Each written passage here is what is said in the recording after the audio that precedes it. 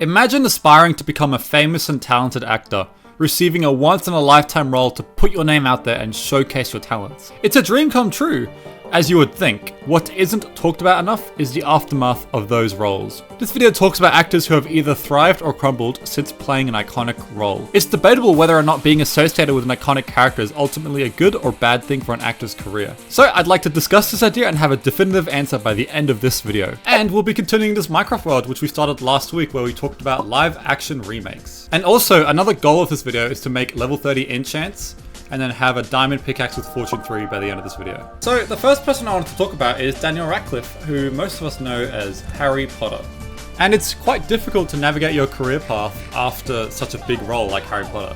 And so what he's done is made super niche, oh my god, come here, super niche movies. And he's come out and just said, I basically don't want to be a really aspiring actor, I just want to have fun acting. Which is totally respectable. So, you know, it seems like he's had fun with all of his movies since Harry Potter, which I find really respectable. And so because of that mentality that he has, he probably enjoys his career, even if a lot of his movies haven't been doing very well. Oh, cow. I found a cow. Do you have a brother by any chance? I need 2 cows. No! No! Oh my god, 2 have fallen off. I'm so sorry. You know what? 2 is all we need, it's fine. Oh, there's already a fence here. Oh, that's perfect. Nice. You even got a nice little pond there. Alright, cool. Hi. A lot of people might find it difficult to say whether or not he's been successful after the Harry Potter series, but in my opinion, if you're having fun, then like, you know, that's already a successful career. So, in my books, he's had success after Harry Potter. And the same thing can't be said for Macaulay Culkin, who was the kid in Home Alone. He was a superstar from like 10 years old. And as you can imagine, being that famous, it's probably cool in the beginning, but then after a while, it just dreads on him. And he's actually got a very sad story, actually. And I won't go into too much detail, but basically his father pressured him to become an actor, and the father was a failed actor, so he kind of put his stocks into his own son. As a result of that, he didn't want to do any more acting because he didn't even want to do it in the first place. His father kind of pressured him to do it. And so sometimes you just have problems outside of work. So Macaulay and Daniel Radcliffe, they kind of have a similar story in terms of not wanting to become a great actor, but they definitely have different stories. Oh wow, look at this. And it's honestly quite difficult to think if his career was a failure or not, because he was a superstar and then completely fell off. Oh, hello! Oh, I forgot there were new wolves. I don't have any bones with me. They don't like these, do they? Yeah, I need a bone. Damn. Okay, I'm gonna wait till nighttime and try and find one. So overall, it's quite hard to judge whether or not his life got better or worse by becoming the kid from Home and Away. I would probably guess that he doesn't regret it, since, you know, he has made so much money off it, which has made the rest of his life quite easy. But it has also tarnished his relationship with his father. So, you know, it's quite hard to judge. Now I want to talk about someone who's had a successful career after an iconic role. And it's an ongoing career, and that is Robert Downey Jr. Let's be honest, the first role you think of is Iron Man. And for a while, for me at least, I only thought of him as Iron Man. I didn't really watch the Sherlock Holmes movies. I did like Zodiac, but I never really thought of him. I just only thought of Iron Man. And so to see him do so well after is just so nice to see. Because I remember when, I think Dolittle came out, and that was like a really bad movie. I don't think I saw it, but based on reviews, not many people liked it. And I was like, oh no, here we go. Another actor doing really well in one franchise and then can't keep up in other franchises. But then what happened was Oppenheimer came out and he gave an Oscar-winning performance. A lot of people didn't even know it was Robert Downey Jr. when it came out, but like, he was incredible. Is that what I think it is? Like an axolotl pond? Yes, there is! Oh, let's go. Hi, axolotl. In order for Robert Downey Jr. to regain his popularity, he had to give an Oscar-winning performance, which is obviously very difficult to do. And he also got lucky with getting a Christopher Nolan film, which is probably one of the most prestigious acting roles you can get. And so, what is another way of navigating a career after such a big role? One actor who has gone through a completely different path in order to avoid having to give an Oscar-winning performance, which is very hard to do, is to actually do something I completely agree with, which is voice acting. I bet some of you viewers didn't know that Luke Skywalker voice acts the Joker. And not just any Joker, not the ones that are in a few movies every now and then, no. The main Joker in the Batman animated series, and the Joker from the Batman Arkham games. He is probably my second favorite Joker behind Heath Ledger. Even before Joker 2 came out, when Joaquin Phoenix gave an Oscar-winning performance for his portrayal of the Joker, I still thought Mark Hamill was the better one. If you watched a movie with Mark Hamill in it, you couldn't unsee Luke Skywalker, so how do you fix that? And so voice acting is really such a good path, in my opinion. Oh, and by the way, he didn't just do Joker. This is something I didn't know, but he's actually in Avatar: The Last Airbender. I watched that entire show without even hinting that he was in the show. That's incredible. Okay, something strange happened. I found a buried treasure map and I followed it, and it leads straight to my house. Wait, so this whole time there's been treasure? Diamond! That's crazy. I've never had that happen to me before. Nice. I got so many bookshelves.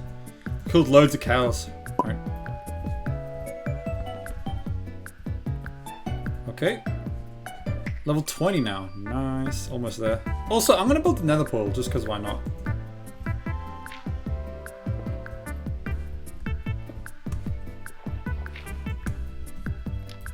Ooh, scary. Now, I watched a little bit of an interview that I found very, very interesting, and it really talks about how you manage being a famous actor who, portrays a super famous character.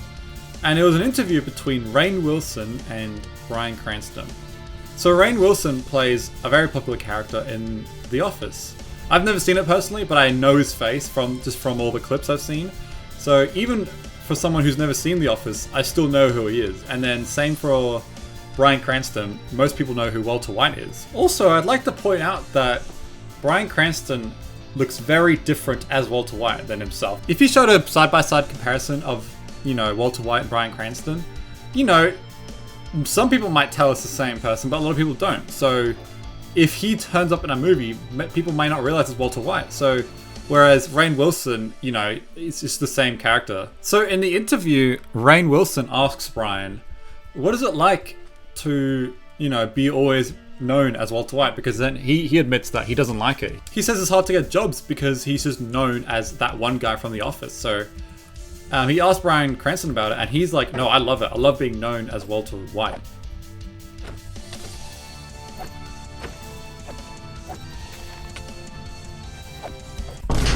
Oh no! Oh, you've got to be kidding. Oh my god, I slept here last. Oh my god.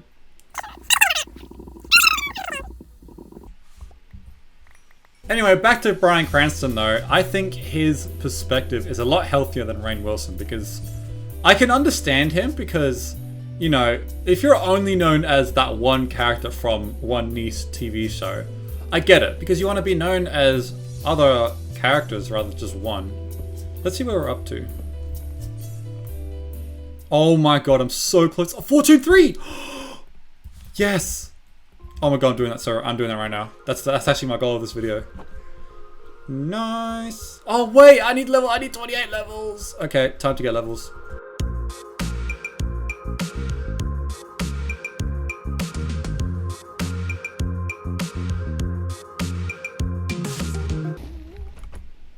What? How did I not hit? Yeah! Easy. Now, another thing I want to discuss is not necessarily known for one character, but known to play one type of character. So I think the perfect example is Dwayne Johnson. He plays the same guy in every movie, that tough guy who never loses, who's, trying to make jokes the whole time. Let's be honest, we're tired of it. And it's partly his fault because, it is his strength to, well, if you think he's good at it, it is his strength to, do quick one-liners, to look cool on screen, and because of that, that's what he's known for. And so directors don't really want Dwayne Johnson in a movie that's serious anymore, because if the audience sees him on a poster, they immediately associate, okay, this is going to be a comedy movie with a lot of action in it. That's what he's known for. And by the way, this is completely fine. Some actors are okay with that, and it seems like Dwayne Johnson is okay with that. Oh my god, go away. The same could be said for Jason Statham. He's kind of similar to Dwayne Johnson, but he enjoys just simply being known as the guy who's the action star. And I mean, who blames them? They make so much money. Oh wait, my pickaxe. Okay, yeah. I need to go back home. Boom, bam, bop, bada bop, boom, pow. I'm pretty sure it's called being typecast when you're only being put in a role for a specific thing. Just like Dwayne Johnson and Jason Statham. And so, I don't blame actors who don't want to be typecast. And one example of someone who actually escaped it was Matthew McConaughey. And I actually didn't really know this, but he used to be known as like the romantic... I'm not going in there, by the way, that's scary. But yeah, so Matthew McConaughey, I am a huge fan of him. I think his performance in Interstellar is his best in his career, which is saying a lot because he has an Oscar for another movie that is incredible, for Dallas Buyers Club. I think that's an incredible movie as well. And he was amazing in it. So to think that such an amazing actor almost didn't happen just because he was typecast is crazy to think about. Okay, I'm gonna use a boat this time. Aha! Now you can't do anything. Eh. Easy. Hello there. Oh, what the hell? This guy just appeared. Ow. Did not work.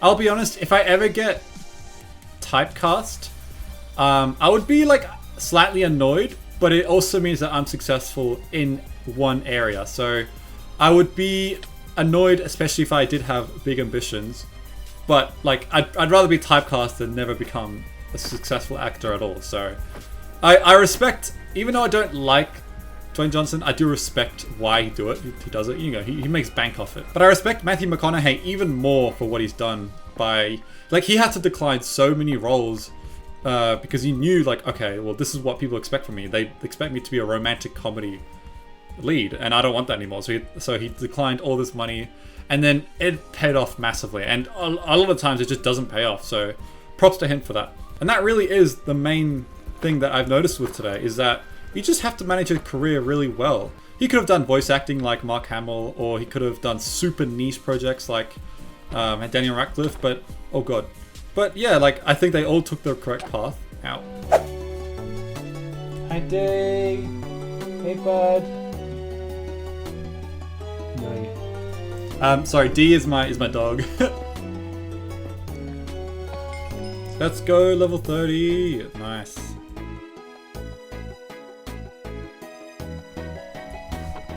Alright, this is the moment. The whole goal of this video was to get Fortune 3. Oh, nice. Did I go on Break 3 as well? That's so good. You know what? To round off this video, I'm going to see how many diamonds I can get with this Fortune 3 pickaxe. Wait, hold up.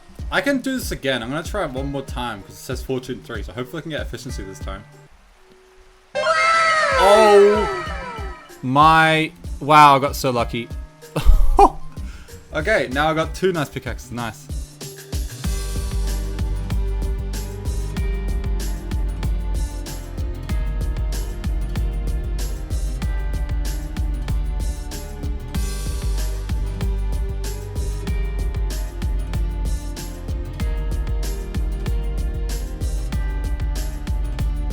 Okay then, I made it home. A very, very successful mining trip. And 53 diamonds. Let's go. Next episode, I'll make some diamond armor, and then I'll also actually have a house to live in, because I'm just living in that one over there. So yeah, I hope you guys enjoyed the video. I really enjoyed myself once again. I'm actually really liking this series, so I'm definitely going to continue it. And let me know your thoughts in the comments below about this topic that we talked about today. And I'll see you next week with another Minecraft video. See ya.